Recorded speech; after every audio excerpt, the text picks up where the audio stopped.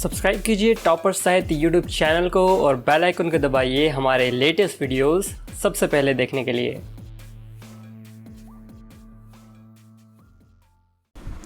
नमस्कार दोस्तों, मैं प्रदीप भारद्वाज टॉपर साहित्य चैनल पर आप सभी का स्वागत करता हूं। सभी को नमस्ते, सभी को राम राम। आज का हमारा मॉक टेस्ट रहेगा वर्ण विचार से संबंधित। इससे पहले हमने किया था संज्ञा से संबंधित, और आज का जो मॉक टेस्ट होगा अल्टीमेट होने वाला है। नोटबुक और पेन साथ में रखें, जबरदस्त एक्सप्लेनेशन होगी और आपको काफी मजा आने वाला है संज्ञा की तरह। व्याकरण तो आप पढ़ते हो, लेकिन यहां पर जिस तरह की मॉक टेस्ट सीरीज आपको मिलने वाली है आप उसका अंदाजा नहीं लगा सकते। आपका टाइम वेस्ट ना करते हुए पहला क्वेश्चन आपके सामने आ चुका है। सानुनासिक किसका नाम है? अनुस्वार का, निर्नुनासिक का या अनुनासिक का, या फिर इनमें से कोई नहीं? फटाफट कमेंट कर दें एक बार, देखते हैं किसका आंसर सही मिलेगा और किसका सही नहीं मिलेगा। यहां पर मैं पहले आपको एक और चीज बता दूं, इस तरह का क्वेश्चन ये आप पहली बार फेस कर रहे हैं, क्योंकि आपके आंसर से मुझे आइडिया लग रहा है और मुझे पता था कि क्या होने वाला है, और आप व्याकरण पर थोड़ा ध्यान देंगे तो बेटर रहेगा। इसका राइट आंसर एक बार टैली कर लेते हैं। तो राइट आंसर मैं बता देता हूं आपको, जिसका भी ऑप्शन नंबर ए गलत, जिसका ऑप्शन नंबर बी वो भी गलत, जिसका ऑप्शन नंबर सी वो क्या है? सही। अब क्वेश्चन ये उठता है, सानुनासिक किसे कहते हैं या अनुनासिक किसको कहते हैं? देखिए, निर्नुनासिक क्या होता है? जो केवल मुख से बोला जाता है। अनुस्वार केवल नाक से बोला जाता है। अनुनासिक की अगर बात करें या सानुनासिक की बात करें, नाक और मुंह दोनों से बोला जाता है। देखिए यहां पर नाक भी बना दिया और मुंह भी, तो यहां पर एक और चीज समझ में आ जानी चाहिए, अनुनासिक का दूसरा नाम क्या है? सानुनासिक। ये नॉर्मल चीजें हैं, लेकिन इन नॉर्मल चीजों को आप स्किप करते हो, तो हम्बल रिक्वेस्ट है लिखते रहें और एंजॉय करते रहें, ठीक है। अगला क्वेश्चन आपके सामने आ चुका है। वर्तनी को बांग्ला में कहा जाता है, क्या कहेंगे? हिज्जे कहेंगे, स्पेलिंग कहेंगे, या ऑप्शन नंबर सी कहेंगे, या ऑप्शन नंबर डी कहेंगे? अब तक आपने इस तरह का क्वेश्चन कभी फेस ही नहीं किया। देखिए, कोशिश करता हूं कि हर बार आपको कुछ नया मिले, लेकिन आप ऑफलाइन कमेंट नहीं करते हो, ना वीडियो को शेयर करते हो, तो कभी कभी ऐसे मन करता है कि इस तरह की वीडियोस लाना ही मैं बंद कर दूं। आप ऐसा चाहते हो क्या? कमेंट करिए पहले तो फटाफट, ऑफलाइन कमेंट किया करें, स्कोर बताया करें। यहां पर अपने आंसर को टैली कर लें। जिसका भी ऑप्शन नंबर ए, कुछ का दिमाग गया गलत, बी का तो कोई यहां पर रोल है ही नहीं, बचा सी और डी में आपको कंफ्यूजन हुई, तो यहां पर जिसका भी ऑप्शन नंबर सी गलत, जिसका ऑप्शन नंबर डी वो क्या है? गलत। वर्तनी को बांग्ला में बनान कहा जाता है। क्या कहा जाता है? बनान कहा जाता है। किसमें? बांग्ला में। अब यहां पर लगे हाथों कुछ एक्स्ट्रा चीजें मैं आपको बता दूं।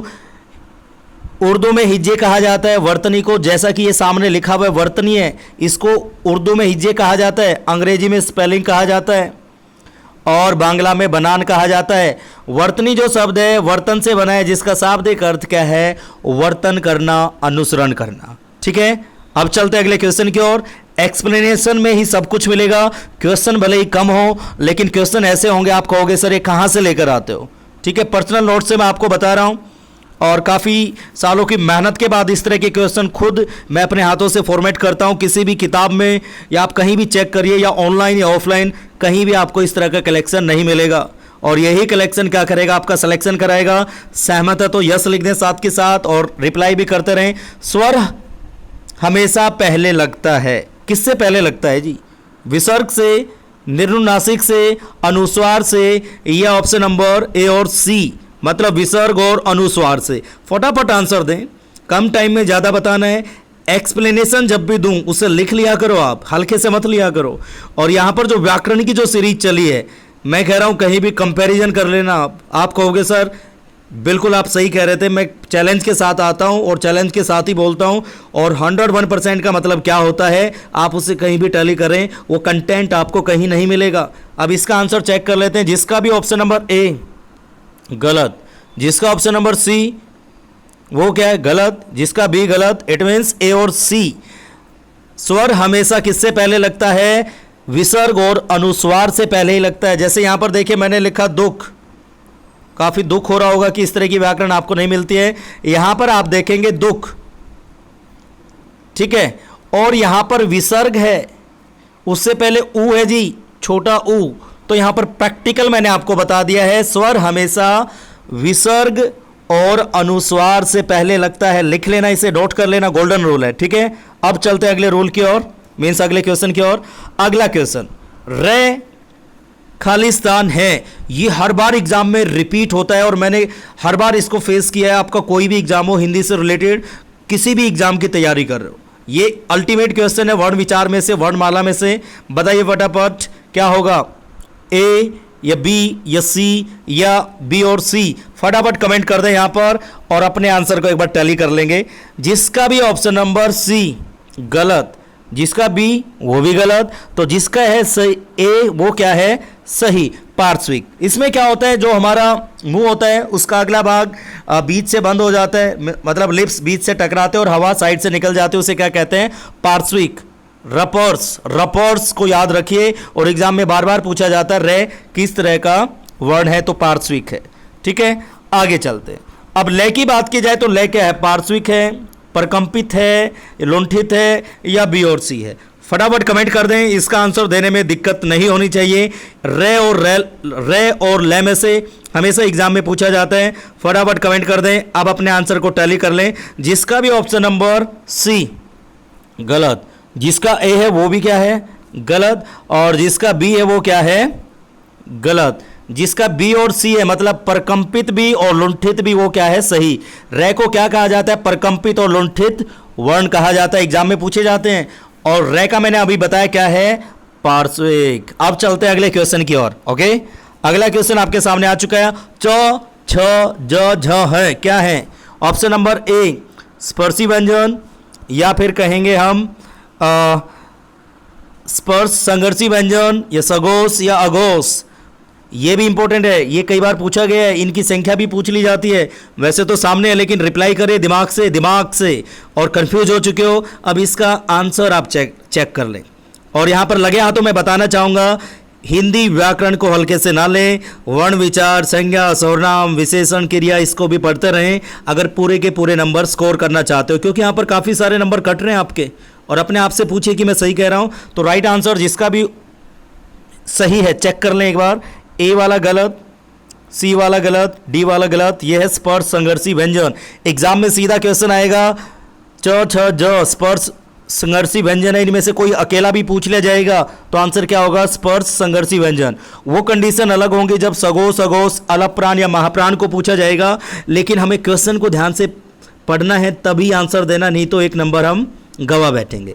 ओके, अब चलते हैं अगले क्वेश्चन की ओर। अगला क्वेश्चन आपके सामने, तत्सम शब्दों में खालिस्तान और तद्भव में खालिस्तान लगता है, क्या लगता है बताइए। ये क्वेश्चन ही पहली बार देख रहे हो, पहली बात तो ए बी सी या डी, बताइए क्या होगा आपका राइट आंसर। बिंदु अनुस्वार, या अनुस्वार चंद्र बिंदु, या चंद्र बिंदु अनुस्वार, या फिर बिंदु अनुनासिक।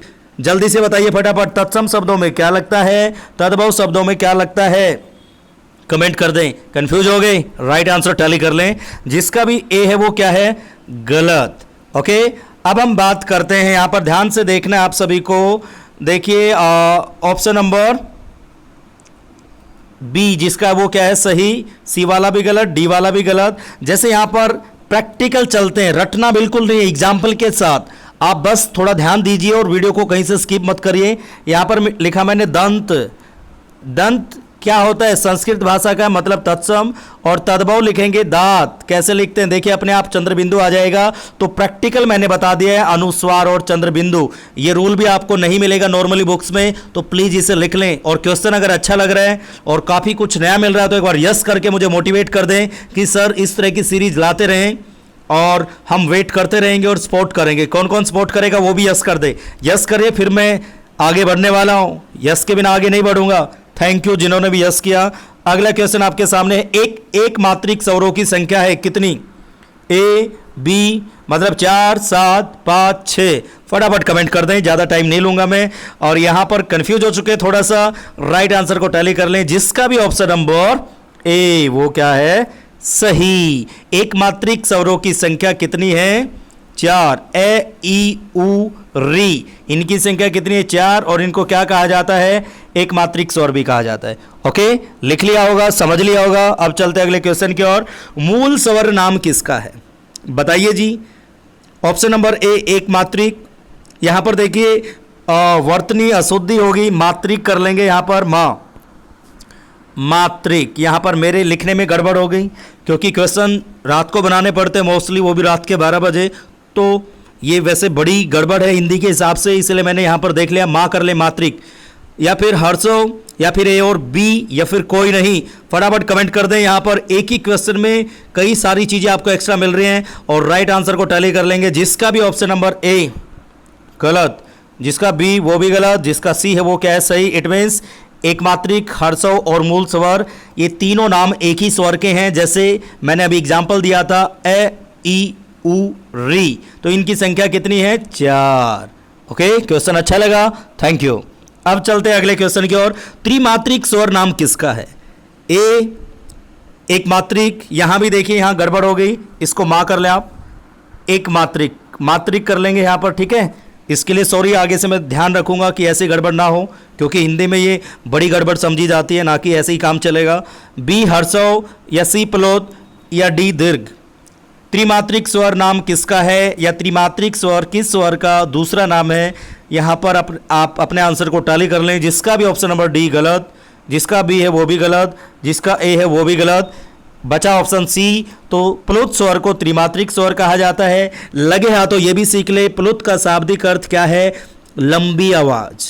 जैसे मैं कहूँ ओम, ये एग्जाम्पल सीधा पूछा जाएगा ओम, तो एग्जामिनर पूछेगा ये किसका उदाहरण है, तो आंसर क्या होगा? प्लुत स्वर का। किसी को संबोधन करने के लिए भी प्लुत स्वर का प्रयोग किया जाता है और यहां से क्वेश्चन पक्का आपका बनता है। प्लुत का शाब्दिक अर्थ लंबी आवाज, किसी को संबोधन में, किसी को पुकारने में प्लुत स्वर का प्रयोग किया जाता है। प्लुत स्वर का दूसरा नाम क्या है? त्रिमात्रिक स्वर। और ऑफलाइन कमेंट करके आप अपना स्कोर बताएंगे। उम्मीद है कि वीडियो अच्छी लगी होगी। Thanks for watching and thanks for supporting. Like, share, comment और इसे सब्सक्राइब करना ना भूलें, क्योंकि हिंदी की अगर तैयारी करनी है, पूरे भारत में नंबर 1 टॉपर साहित्य, केवल और केवल हिंदी की तैयारी अगर करनी है, हिंदी में एक्सपर्ट बनना है आपको, तो आप सभी का स्वागत है। और प्लीज़ अगर आज कुछ अच्छा मिला हो तो दिल से, अगर दिल कहे तो वीडियो को शेयर करना, दिल कहे तो कमेंट जरूर करना, दिल कहे तो सपोर्ट दिल से ही करना, और मैं भी दिल से इस तरह का कंटेंट आप तक पहुंचाता रहूंगा। Thanks for watching it and have a cool day. Thank you.